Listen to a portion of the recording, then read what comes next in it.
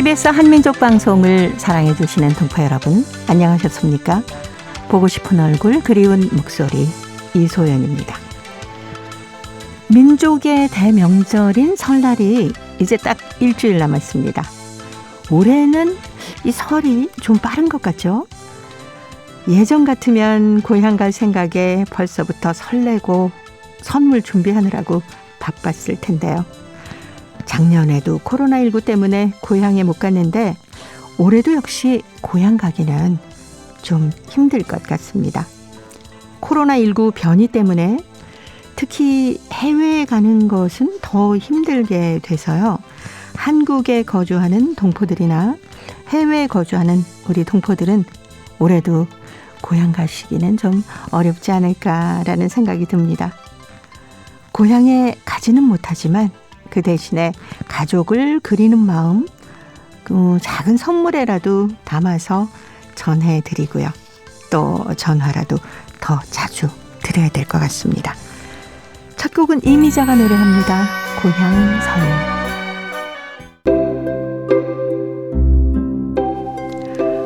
동포 여러분의 편지 사연으로 함께하는 시간입니다. 행복우체통. 화요일에 행복우체통 홍익대학교 글로벌 경영학과 전춘화 교수님과 함께합니다. 어서 오세요. 안녕하세요. 아, 정말 설이 일주일 앞이네요. 그러니까요. 그렇죠.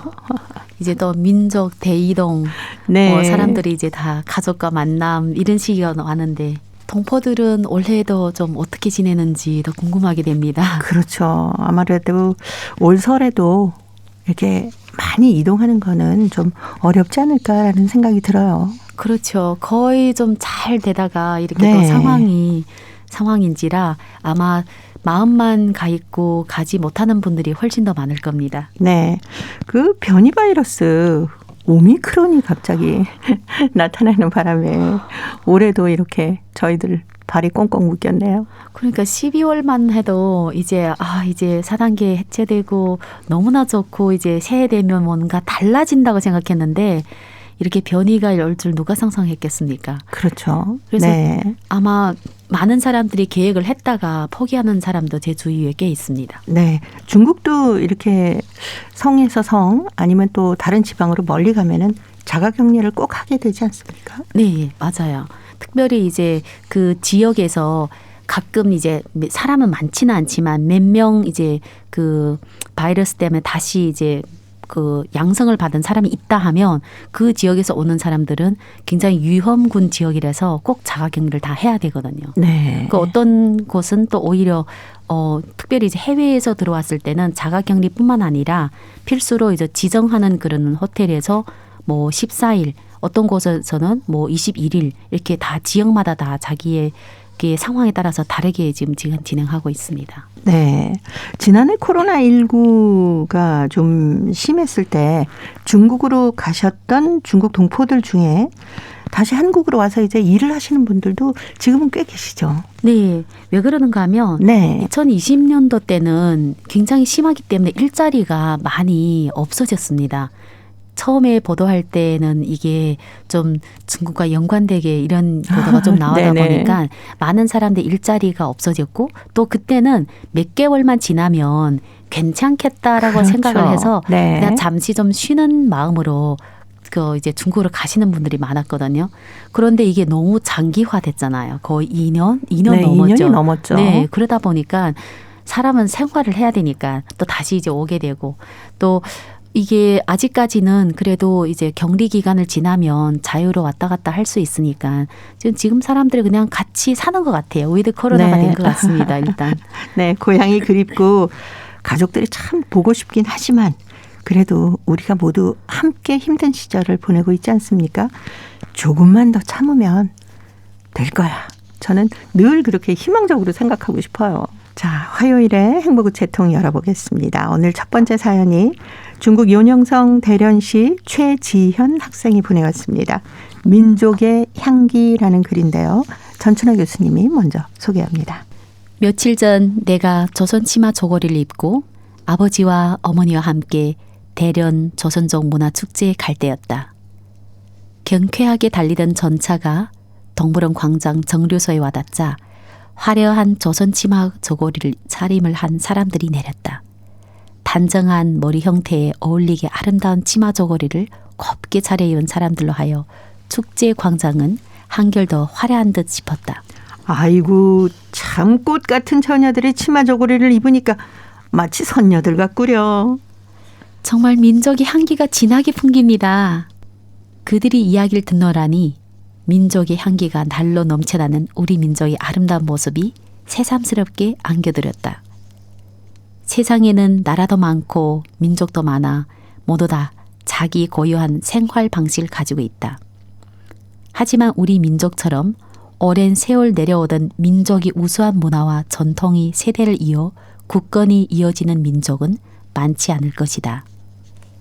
중국이란 이 넓은 땅에서 널려 사는 우리 민족은 해마다 각 지방마다 조선족 문화 축제를 계기로 우리 민족의 우수성을 깊게 간직하고 일상생활에서 민족적인 것을 사랑하며 귀중히 여기는 우리 민족은 민속 전통과 문화를 고수하고 발전시켜 나가기 위한 사업이 각 곳에서 활기 있게 진행되고 있다.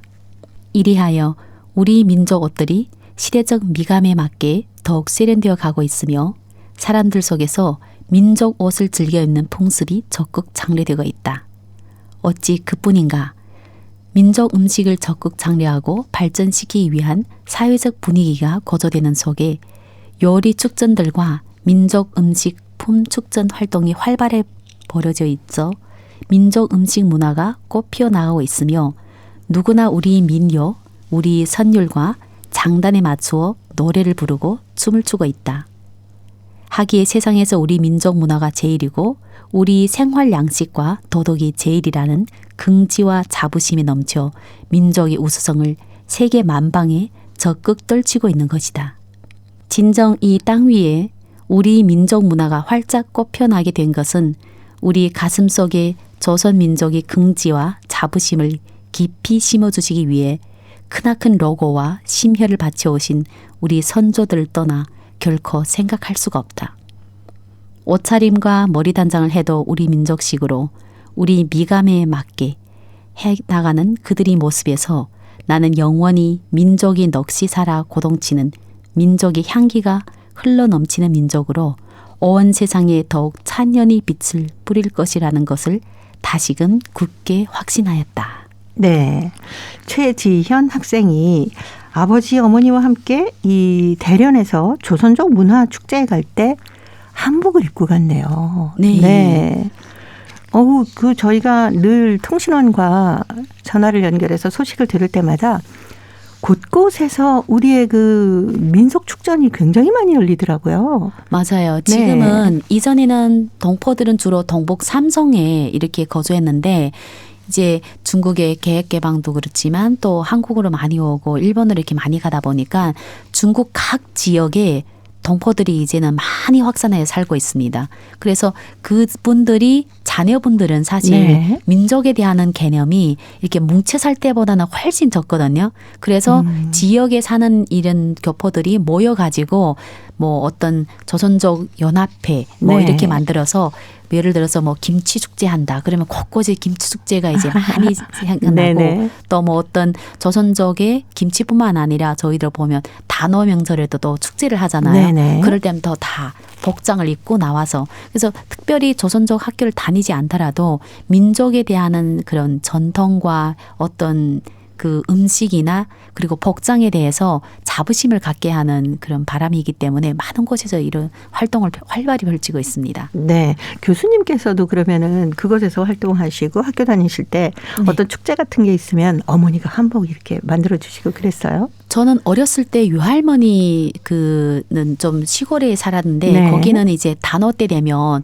한 운동회를 3일씩 했거든요. 아, 네. 그러면 애들이 거의 다 첫날에는 이제 그 오프닝식처럼 네. 각 곳마다 이제 사람들이 이렇게 행진을 하는데 예. 그때는 다 이제 한복을 입죠. 근데 생각해 보면 저고리에다가 치마에다가 지금 한복하고 조금 달랐던 것 같습니다. 그런데 네. 그걸 많이 입었고 그다음 나중에 연변에 이제 거기에 13년 동안 생활했는데 거기는 정말 1년에 여러 번을 합니다. 네. 뭐 노인절도 그렇고 그리고 공원에 가면 한복을 입은 분들이 굉장히 많으세요. 네. 그래서 저희 어렸을 때는 한복이 약간 조금 북하고 좀 비슷한 그런 네네. 색동 저고리 그런 한복이 좀 많았다면 근래에 와서는 또 한국을 많이 오셔서 갔다 보니까 한복이 또 디자인도 한국식으로도 많이 변하고 네. 있는데 아무튼 가면 굉장히 예쁘십니다.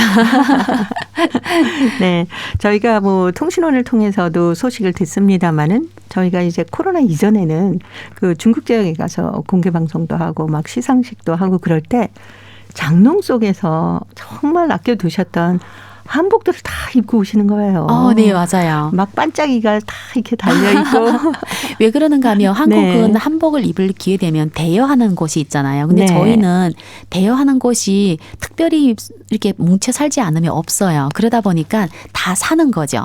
사서 간직해뒀다가 중요한 네. 날이면 가져다가 입고. 맞아요. 네. 그래서 너무너무 그 모습이 반가워서 제가 한복이 너무 이쁘세요. 막 그러면 좋아서 어쩔 줄 모르시던 우리 동포들의 모습이 생각이 나는데 참 우리 중국 지역의 동포분들이 특히 우리의 민속이나 문화 이런 걸 참 잘 지켜가시는 것 같아요. 굉장히 중요하게 생각하고 저희 네. 남동생도 둘째를 낳을 때 한 2년 전에 저희들이 그 돌잔치 하잖아요. 어머니가 선물해 준 게 바로 한복이에요.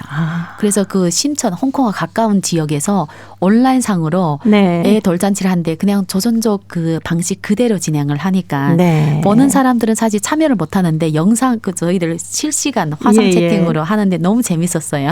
네. 한복 입고 왜 네. 돌잔치 하면은 돌잡이 뭐 잡을까 예, 뭐 막 모든 걸 이런 그런 거. 걸 다 똑같이 네. 대신 진행자가 부모가 하는 거죠. 네. 민족의 춤이나 음식 이런 것도 축제에 함께 하면서 한족들이 또 더 많이 좋아한다면서요. 그렇죠. 왜냐하면 축제를 하게 되면 그냥 교포들이 축제한다, 중국 동포가 축제한다면 중국 동포만 오는 거 아니라 그 근교에 네네. 있는 사람들이 다 궁금해서 같이 와요. 그러면 그 사이에 한복도 예쁘고 또 김치도 더 맛있어 보이고 여러 그렇죠. 가지 동포들이 먹는 사람들이 일반적으로 이외에도 많이 이렇게 맛보니까 홍보에도 굉장히 효과가 좋은 것 같습니다. 네. 그래서 요즘에 K푸드가 전 세계적으로 뭐 인기를 얻고 있기는 합니다만은 중국 지역에서도 한족분들이 우리의 뭐 김치 또 인절미, 찰떡 뭐 이런 거 네. 그렇게 좋아한다면서요. 그리고 뭐 지금 우리가 먹는 그런 김밥 이런 네. 그 일반 요리 있잖아요. 이것도 동포들뿐만 아니라 중국분들 굉장히 좋아하세요. 왜냐하면 웰빙으로 이제 그렇죠. 인식이 딱 됐거든요. 네. 김밥이 사실 웰빙 음식이긴 합니다. 그렇죠. 뭐 기름도 네. 전혀 안 들어가고 네. 각종 야채들이 전부 들어가 있고 그리고 제일 중요한 건 우리 후대들에게 우리의 민속과 문화를 계속 전승하게 할 수 있다는 거. 그게 동포 여러분들이 가지신 가장 큰 자랑스러움이 아닐까라는 생각이 문득 들었습니다. 나훈아가 노래합니다. 하나로. 동포 여러분의 따뜻한 사연으로 아름다운 추억을 만들어 드립니다.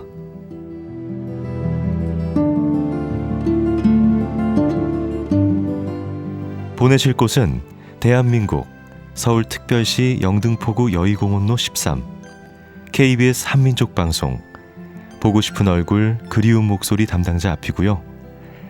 인터넷 주소도 알려드립니다. KBS 홈페이지 www.kbs.co.kr에 접속하신 다음 라디오 한민족 방송 보고 싶은 얼굴 그리운 목소리를 순서대로 클릭하신 다음 청취자 참여 코너에 글을 남기시면 됩니다.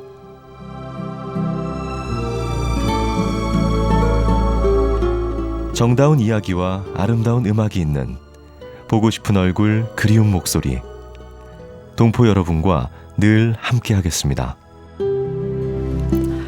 화요일의 행복우체통 홍익대 글로벌 경영학과 전춘화 교수님과 함께하고 있습니다.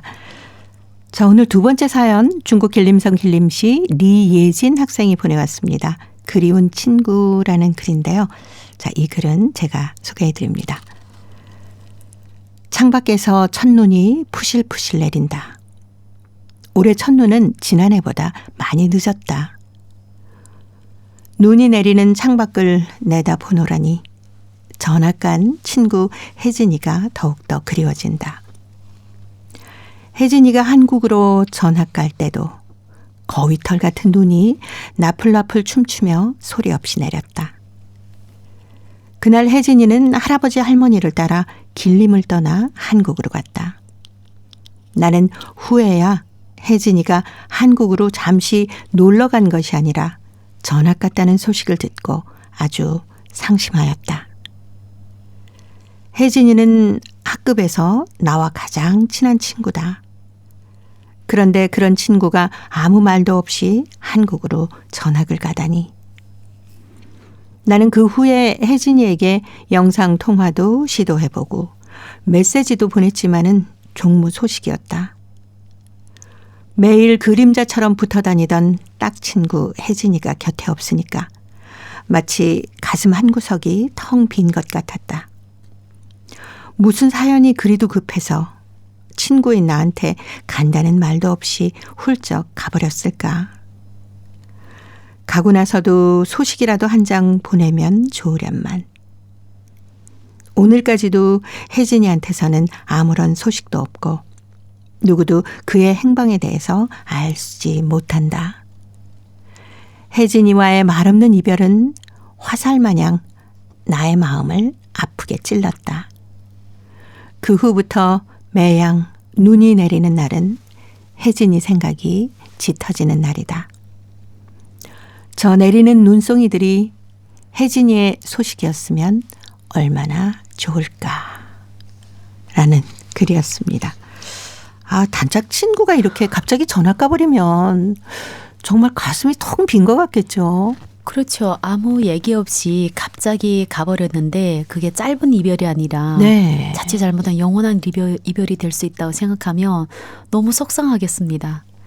제 애가 우리 집 옆집에 그것도 꽤 어릴 때 얘기거든요. 네. 초등학교 1학년 들어갈 쯤에 2학년 언니가 맨날 같이 놀았는데 그 친구가 옛날 우리 집 찾아왔는데 어느 날 그냥 잠깐 찾아왔는데 애가 없었어요, 우리 집. 그래서 나는 이사 간 줄 모르고 좀 이따 다시 와 했는데 그 집이 이사를 갔어요. 아, 근데 어릴 때라 애들이 네. 서로 연락처가 없고 저도 그 집 연락처가 없거든요. 그렇죠. 지금 중학교 2학년인데도 그 얘기해요. 보고 싶다고. 오. 근데 정확하게 그 언니를 이름만 기억하고 성을 몰라서 어디에 이사 간지도 모르니까 네. 계속 얘기하는데 참 안타깝더라고요. 그렇겠네요. 네, 편지를 보내온 예진이 학생도 친구 혜진이가 왜 얘기를 안 하고 갔을까? 그렇게 친한 단짝 친구, 왜 보통 딱 친구라고 하지 않습니까? 맞아요, 그런데 맞아요. 왜 그랬을까 싶은 게 저도 궁금하고요. 그리고 영상통화 메시지를 보냈다고 하는데 아마 전화번호가 바뀌어서 못 받지 않았을까라는 생각도 듭니다. 그럴 수도 있고 네. 또 한국에 오게 되면 이제 또 한국에 전화번호를 하면서 위챗 같은 경우에 못 올라갈 수도 있어요. 아. 어리다 보면 잘 할 줄 모를 수가 있거든요. 네. 그러면 연락처가 다 끊기는 거죠. 네. 그리고 또 얘기를 안 한 거 봐서는 본인도 잠깐 갔다 온다고 생각하고 왔는데 생각과 네. 달리 아니니까 이제 여러모로 저도 한국에 처음 왔을 때 성인이잖아요. 그럼에도 네. 불구하고 이게 국내하고 연락할 때 여러 가지로 알아보고 이제 전화 통화하고 이렇게 됐거든요. 그렇기 때문에 지금 초등학생이니까 어떻게 보면 본인이 이제 적응하는 것도 버거우니까 안 될 수도 있어요. 그렇죠. 근데 저도 막 궁금해져요. 왜 얘기 안 했을까? 네. 아마 혹시 그 혜진이의 가족들이 한국에서 이 방송을 듣고 계실지도 모르겠어요. 아, 그럴 수도 있어요. 네. 네. 할아버지 할머니가 들으시거나 뭐 어머니 아버지가 함께 들으시거나 하면은 예진이 학생이 이렇게 안타깝게 혜진이의 소식을 기다리고 있으니까 아마 주소는 알지 않을까. 아니면 네. 학교로 편지를 보내도 되는 거잖아요. 네, 맞습니다. 어떻게 보면 연락하고 싶으면 사실 어떻게든 연락을 할 수 있는데 어른들이 약간 좀 도와줘야 되겠죠. 그렇죠. 네. 이 중국 동포 분들 중에는 요즘에는 그 아이들을 전부 한국에 데리고 와서 한국 학교에 보내시는 경우가 참 많더라고요. 네, 그런 상황을 보고 중도 입구 청소년이라고 얘기를 많이 하는데 네. 부작용도 꽤 있어요. 왜 그러는가 하면 똑같이 조선말을 잘해도 한국에 와서는 또 공부하는 방식이 달라지고 네. 할머니 할아버지 같이 살던 방식이 한국에 오니까 갑자기 그렇게 그렇죠, 보고 싶던 그렇죠. 엄마 아빠가 간섭을 많이 한다고 생각하는 애들이 있어요. 네. 그래도 지금 사춘기가 좀 빨리 오잖아요. 네. 그런 여러 가지 문제로 중도 있고 청소년들이 행복의 삶이 그거에 대해서 저희들도 토론해 본 적이 있는데 생각보다 문제 있는 그 집안도 꽤 있어요. 네. 가장 첫 번째 문제가 어떤 걸까요? 부모하고 소통이 문제입니다. 이전에는 그냥 전화상 영상을 할 때는 워낙 떨어져 있으니까 뭔가 네. 다 해주려고 애써 그렇죠. 노력했다면 지금은 같이 살면서 부딪히는 일들이 많죠. 네. 왜냐하면 애가 자라오는 과정을 잘 못 봤기 때문에 기대하고 생각하는 거랑 애가 다르고 또 애가 한국에 와서 친구를 빨리 사귀지 못해요. 여러모로. 네. 그러다 보니까 예를 들어서 혜진이 같은 경우에는 여진이랑 같이 자주 연락하면 그게 해소되는데 네. 그게 안 되면 자기 혼자 학교 가서 우울한 거예요. 혼자서 갔다가 혼자 오고. 아. 왜냐하면 본인이 막 적극적으로 나서지 않는 한. 네. 그리고 또 한 가지는 이게 배워온 그 교육 시스템이 다르다 보니까 예. 어떤 애들은 그래도 교포 학교 다니는 애들은 그나마 괜찮은데 교포 학교 다니지 않는 학생들은 저선 오면 어떻게 보면 국어에서 네. 많이 차이가 나거든요.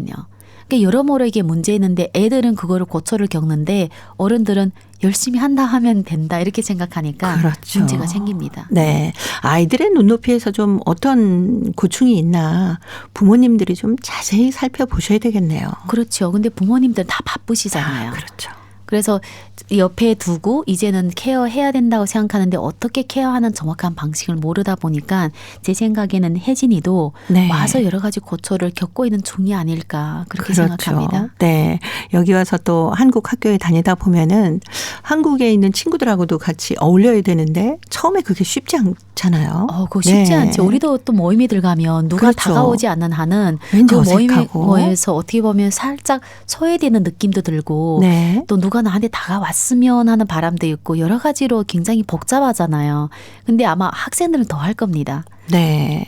근데 저는 어린 학생이기 때문에 오히려 적응이 쉽지 않을까라고 생각했는데 그것도 아니겠네요. 이게 만약 1, 2학년이라면 네. 선생님 말 잘 듣고 잘 적응되는데 네네. 지금 보면 10대 6학년이잖아요. 그러면 네. 혜진이가 간지 한 5학년 때 우리 애들 4, 5학년 때 보니까 여자애들이 이게 문제가 거의 친구 문제가 정말 큰 문제더라고요.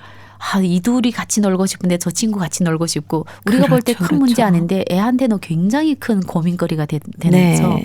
혜진이도 지금 그런 상황에 놓여 있지 않을까.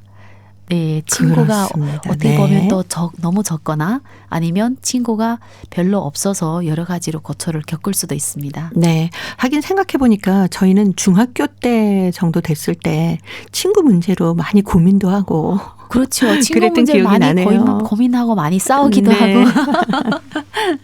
아유, 처음엔 적응하느라고 고생을 했을 텐데 자, 이 혜진이 학생 또 부모님이나 주변에 알고 계신 분들 계시면은 예진이에게 나 이렇게 지내고 있어 라고 얘기하면서 좀 소통을 하다 보면 한국에서 겪고 있는 여러 가지 문제들이 좀 쉽게 풀리지 않을까라는 생각도 듭니다.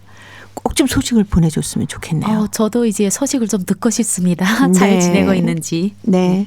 자, 리예진 학생이 보내온 그리운 친구 바로 혜진입니다. 혹시 방송을 듣고 있을 혜진 양, 예진이에게 편지 꼭 보내주셨으면 좋겠네요.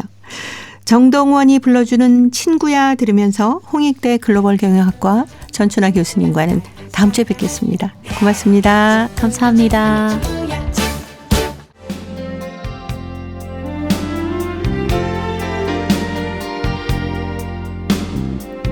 KBS 한민족 방송은 7천만 온결어의 꿈을 담습니다. 지구촌 곳곳으로 뻗어나간 한민족의 중심 채널 KBS 한민족 방송은 더 나은 미래를 위한 초석이 되고자 합니다. 여기는 대한민국 서울에서 보내드리는 KBS 한민족 방송입니다. KBS 한민족 방송 보고 싶은 얼굴 그리운 목소리 듣고 계십니다. 동포통신원들과 전화를 연결해서 여러분 계신 곳에 새로운 소식을 전해드립니다. 통신원 리포트인데요. 오늘은 중앙아시아 카자흐스탄과 러시아, 사헬린 지역의 소식을 준비했습니다. 먼저 중앙아시아 카자흐스탄의 김상욱 통신원 전화 연결해서 만나보도록 하겠습니다. 김상욱 통신원 안녕하셨습니까? 네, 안녕하십니까. 네, 목소리 들으니까 너무 반갑습니다.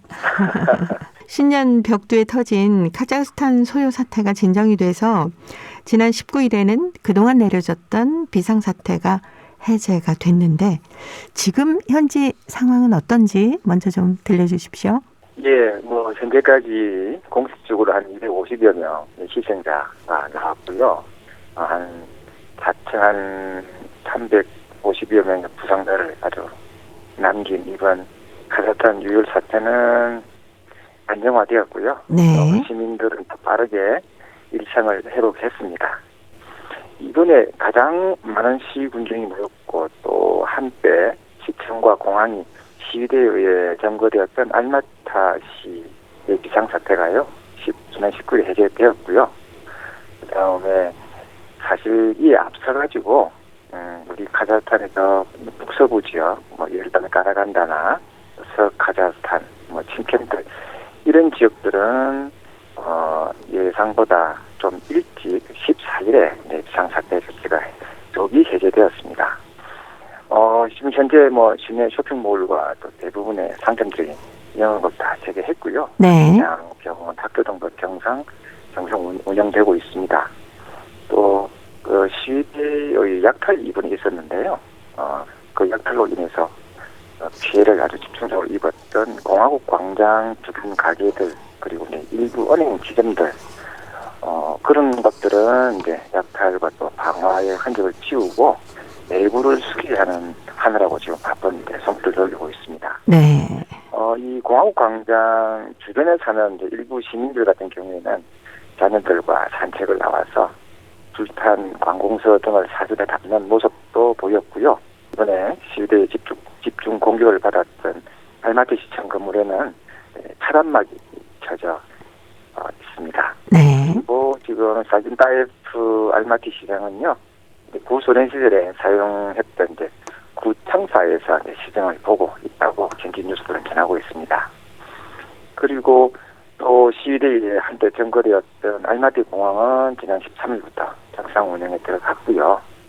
교민 사업장 그리고 현지에 진출해 있는 한국 기업들도 지난주부터는 정상 근무 체제로 돌입했습니다. 네. 다행입니다. 관련해서 하나만 더 여쭤보고 싶은데요. 비상사태 와중에 모습을 드러내지 않았던 나자르바예프 초대 대통령이 모습을 드러내면서 건재를 과시했다고 하던데 이건 어떤 내용입니까? 예, 카자흐스탄 사태 발발 후에 모습을 드러내지 않아서 사실 온갖 소문이 무성했었던 네. 나자르바예프 초대 대통령이 지난 18일에 대국민 담화를 발표하고요. 국외 도피서를 일축했습니다. 네. 이와 관련해서 이제 현지 매체들이 일제히 보도를 했는데요. 이 나자르바예프 초대 대통령은 이제 한간에 또는 이제 서방 언론들이 분석하는 것처럼 전 현직 대통령 간의 권력 다툼설을 부인했습니다. 네. 네. 그는 이 토카예프 현 대통령이 완전한 권력을 갖고 있다고 말했고요. 방송을 통해서 또한 이번 사태를 이제 국가적 비극이라고 이제 견제하고 우리 모두에게 큰 교훈이었다라고 말하면서요. 누가 이 모든 또 학살과 또 이 살인을 조직했는지 알아내는 것이 참 중요하다고 철저한 진상조사를 강조했습니다. 그리고 또한 그는 이제 이 토카예프 현 대통령이 국민의 복지를 개선하기 위한 개혁 프로그램을 추진하고 있다면서 지지를 또 호소하기도 했습니다. 참고로 이 카자흐스탄의 초대 대통령 나자르바예프는요, 1990년부터 29년간 이제 권력을 유지하다가 그러니까 카자흐스탄의 대통령직을 유지하다가 지난 2019년에 현 토카예프 대통령을 후보자로 지명하고 자진 대통령직에서 자진 사임했습니다. 네. 하지만 그 이후에도 이제 국가안보리 NSC 의장을 유지하고 그 의장직을 유지하고 또 그 웰거스라고 하는데요. 여기 말로 저 국부란 뜻이거든요. 네. 지를 그런 칭호를 받고 사실상의 정치적 영향을 행사해 왔었습니다. 그래서 이제 그 일각에서는 이번 사태를 이제 현 대통령이 이제 기존의 현 대통령의 영향을 좀 이렇게 그 어떤 그런 세력 또는 권력 다툼 이런 이제 틀에서 분석하기도 했었습니다. 네. 정말 많은 분들이 이제 바로바로 일상으로 회복이 돼서 평범한 생활을 다시 하셨으면 좋겠네요. 오늘 카자흐스탄 소식 여기까지 듣도록 하겠습니다. 김상욱 통신원이었습니다. 다음 주에 또 뵙겠습니다. 네, 감사합니다. 네, 고맙습니다. 이어서 사할린으로 가봅니다. 배순신 통신원 만나볼까요? 배순신 통신원 안녕하셨습니까? 네, 안녕하세요. 반갑습니다. 네, 반갑습니다. 이 사할린의 에트노스 아동예술학교가 우수 아동예술학교 경연대회에서 좋은 성과를 거뒀다는 아주 반가운 소식이 있네요. 우수 아동예술학교 경연 결선에 전국 각지에서 59개 학교들이 참가해 결선을 치른 가운데 유른사할린스케 에트노스 아동예술학교가 최종 결선에 진출했다고 유른사할린 시행정부 홍보실이 전했습니다. 러시아 연방 문화부의 주최로 전국 우수 아동예술학교 경연대회가 열렸는데 이 경연대회에는 2014년부터 러시아 예술학교의 시스템 발전과 보존, 미청소년의 재능 발굴, 아동예술학교를 지원하기 위한 목적으로 개최되고 있는데요. 1차 선발에서는 서류 및 자료를 경영 조직 비용회가 심사했는데 사할린 지역 우수 예술학교 부문에서는 지역 단계에서 에트노스 아동예술학교가 우승을 거두었고 극동 연방구의 2차 광고 단계에서는 연해주, 유대인 자치주, 감차tka 변경, 사할린주, 부랴지아 공화국, 자발칼 변경, 하바라스 변경, 사하 공화국 각 지역들에서 우승한 그 예술학교들이 출동했는데 경연에 참가한 학교들은 예술 교육 시스템 개발, 청소년의 재능 발굴 및 지원, 러시아의 문화유산 대중화, 지역에서 중요한 사회적, 문화 계몽적 과제 해결, 학생들의 전문적, 창의적 역량 개발, 학습 덕기 향상을 목적으로 하는 기획을 발표해야 했습니다. 그래서 에트노스 아동예술학교는 한민족예술학과 25주년 기념 시간의 반년 2021년 참가 기획을 발표했는데요. 이 멋진 기획으로 2차 광고 단계에서도 우승하여 모스크바에서 열리는 최종 결승전에 진출하게 되었습니다. 1차 경연에서 우승한 59개 학교들이 결선에 진출한 가운데 각 경반 광고에서 광고 단계에서 우승자인 8개의 예술학교가 최종 결승전에 진출했다고 하는데 그중 에트노스 학교가 이렇게 진출하는 게 정말 영광이었습니다. 네. 오늘 사할린 소식 여기까지 듣겠습니다. 배순신 통신원이었습니다. 소식 잘 들었습니다. 네, 감사합니다. 네, 고맙습니다. 러시아 연방문화부 주최로 전국의 우수 아동예술학교 경연대회가 열렸다고 하네요. 2014년부터 이 경연대회가 열렸는데요. 에트노스 아동예술학교가 최종 결승까지 진출했다는 반가운 소식입니다. 에트노스 아동예술학교가 한민족 예술학과 25주년 기념 시간의 반영 2021년 창작 기획을 발표해서 8개 예술학교가 뽑히는 최종 결승까지 진출했다고 합니다. 이 에트노스 아동예술학교의 특징이 러시아 민속음악, 노래, 춤, 한민족 문화예술을 가르치는 것인데요. 최종 결승에서도 좋은 성적이 나왔으면 좋겠네요. 자, 이제 퀴즈를 통해서 대한민국의 역사와 문화까지 배울 수 있는 퀴즈 한마당 보내드립니다. 동포 여러분과 퀴즈로 하나 되는 시간 퀴즈 한마당. 엄마, 하나만 먹으면 안 돼요? 한 개만 먹어야 한다. 네, 이걸 먹을까 요걸 먹을까? 아니야, 이걸 먹어야지. 아무거나 먹어. 다 똑같아. 그래도 제일 맛있는 걸로 먹어야죠. 맛있어. 그렇게 맛있어? 네. 전 엄마가 만들어준 이게 세상에서 제일로 맛있어요. 너는 요즘 애들 좋아하는 과자나 사탕보다 왜 이걸 더 좋아하는지 이해가 안 돼. 엄마, 하나만 더 먹으면 안 돼요? 만들기도 전에 다 먹으면 어떡해. 하나만 더 먹을게요. 설에 다 같이 먹어야지. 엄마. 그렇게 하나씩 먹다가 만들기도 전에 다 먹겠다. 많이 만들면 되죠. 뭐야? 만들기가 무섭게 옆에서 하나씩 집어먹으면서. 너무 맛있어서 설 때까지 참을 수가 없어요. 그럼 하나만 먹어야 한다? 네. 하나만 먹는다더니 한 주먹을 가져가면 어떡해. 엄마, 잘 먹을게요. 설을 앞두고 엄마가 이것을 만드는데 아들이 옆에서 맛있다고 야금야금 먹고 있네요. 간 만든 음식이 제일 맛있잖아요. 그렇긴 하죠. 이것은 한국의 전통 과자를 말하는데요. 과정류 또는 우리말로 과줄이라고 합니다. 서양의 양과와 구별하기 위해서 붙여진 이름이라고 하죠. 이것은 곡식가루를 반죽해서 밀가루를 꿀이나 설탕에 반죽해서 납작하게 만들어서 기름에 튀겨서 물을 들이거나 꿀이나 조청 같은 것에 버무리는 것을 말합니다. 이것은 기름에 지지거나 튀기는 유밀과 가루를 꿀이나 조청으로 반죽해서 다식판에 박아낸 다식, 익힌 과일이나 뿌리 같은 것을 조청이나 꿀에 졸여 만든 정과, 과일을 삶아 걸러 굳힌 과편, 과일을 익혀서 다른 재료와 섞거나 졸여서 만드는 숙실과 등 여러 종류가 있습니다. 예전에는 명절이나 잔칫날 제사 때가 되면 빼놓지 않고 이것을 올렸는데요. 집에서 일일이 만들었습니다. 자, 여기서 문제 나갑니다. 한국의 전통 과자를 말하는데요. 밀가루를 꿀이나 설탕에 반죽해서 납작하게 만들어서 기름에 튀겨서 물들인 것입니다.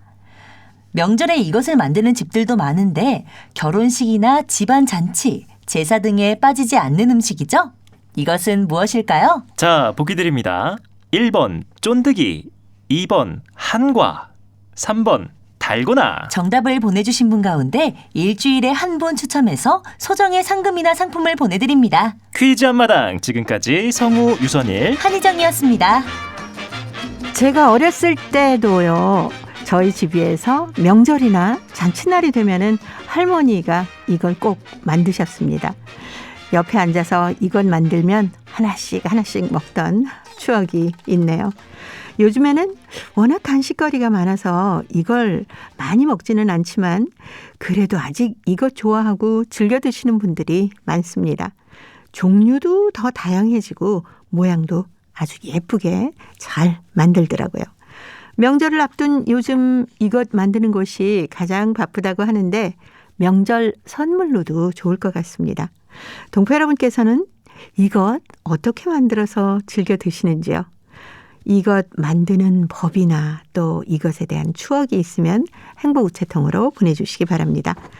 정답은 KBS 홈페이지에 접속하신 다음에 라디오 한민족 방송 보고 싶은 얼굴 그리운 목소리를 순서대로 누르시면은 청취자 참여란이 있습니다. 여기에 정답과 함께 행복우체통의 사연도 가득히 채워주시기 바랍니다.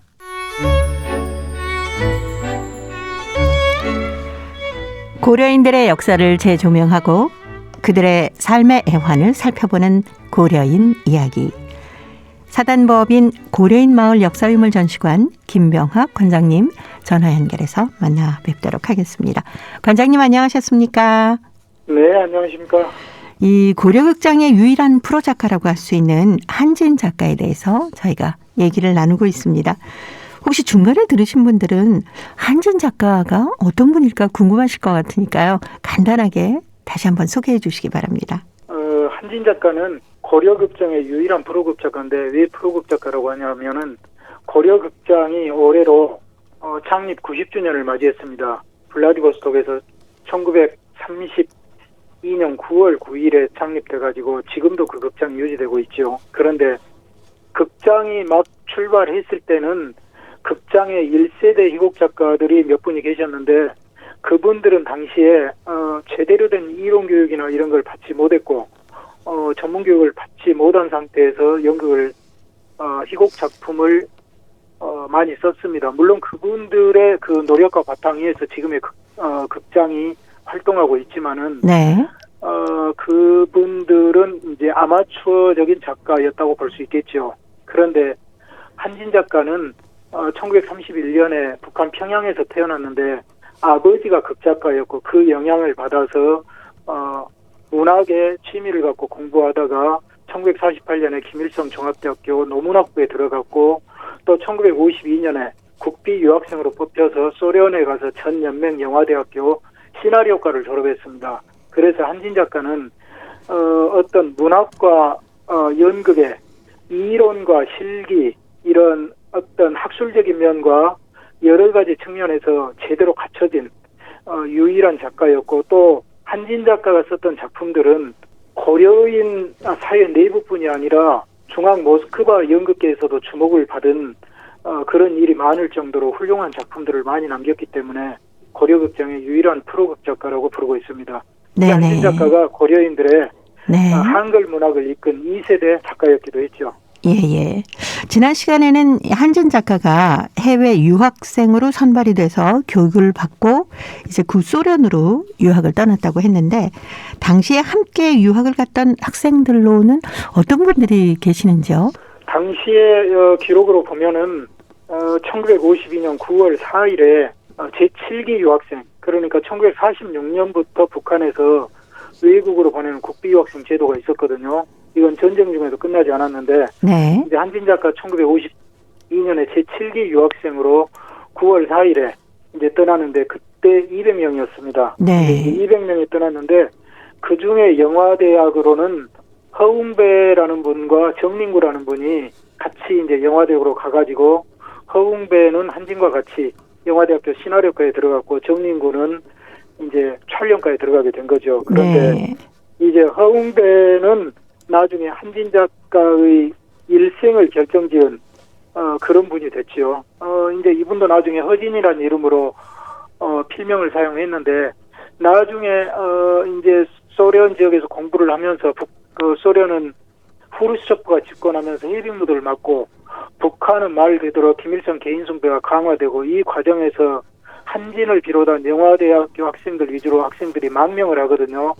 그때 이렇게 망명에 불을 붙인 이 사람이 바로 허웅배였습니다. 그래서 같이 유학생으로 갔던 게 어떻게 보면 운명적이었다고 볼 수 있겠죠.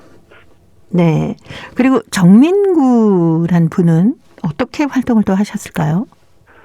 정민구 이분은 영화대학에 들어가서 촬영과에서 활동을 했는데 이분은 이제 이분이 남긴 자료는 많지가 않아서 많은 것은 없는데 이분은 영화대학을 졸업하고 같이 망명에 성공을 해서 이분은 나중에 우크라이나 이쪽으로 가서 영화 감독 겸 이런 영화 제작에 평생을 헌신하신 분입니다. 네.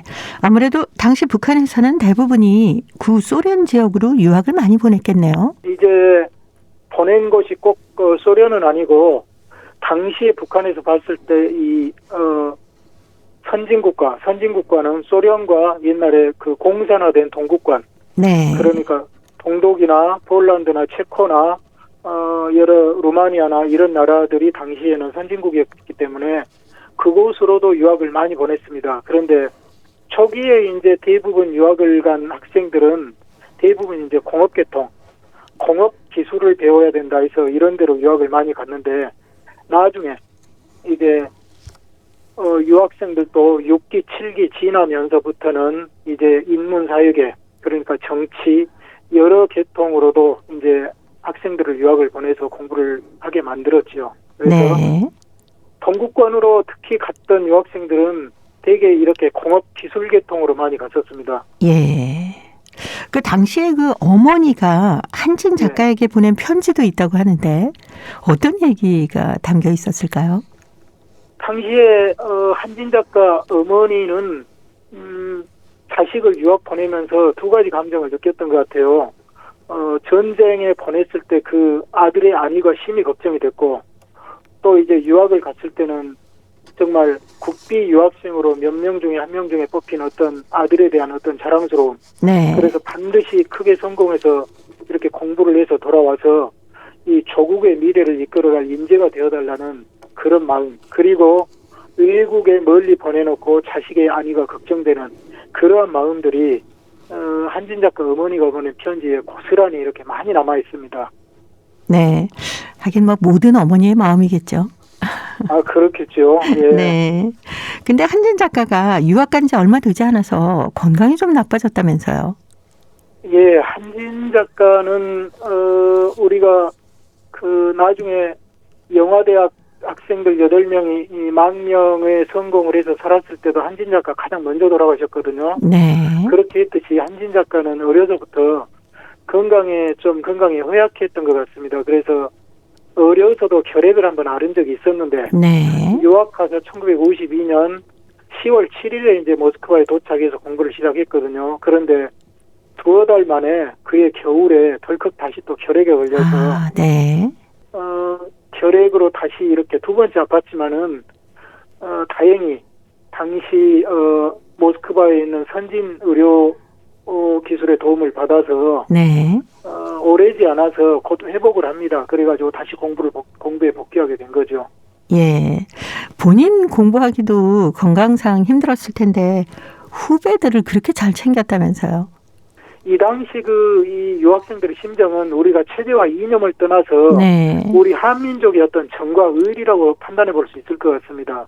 한진 작가는 김일성 종합대학교에서 노문학과를 다녀서 러시아에 능통했습니다. 네. 그런데 이제 가서 또 러시아에 가서 배우니까 실습을 하니까 공부를 또 열심히 하니까 이론과 실기, 해야 모든 면에서 한진 작가는 능통했죠. 그런데 새로 들어온 후배들이 러시아어를 배우는데 어려움을 겪으니까 한진 작가가 자청해서 이렇게 훈장을 하고 나섰습니다. 그래서 네.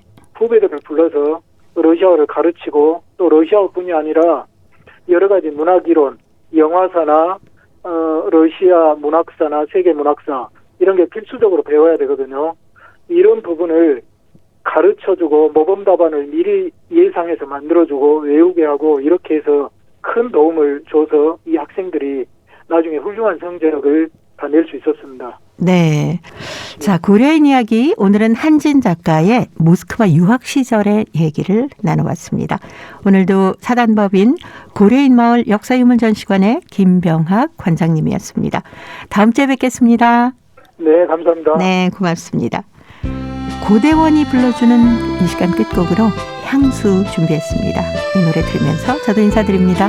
함께해 주신 동포 여러분 고맙습니다.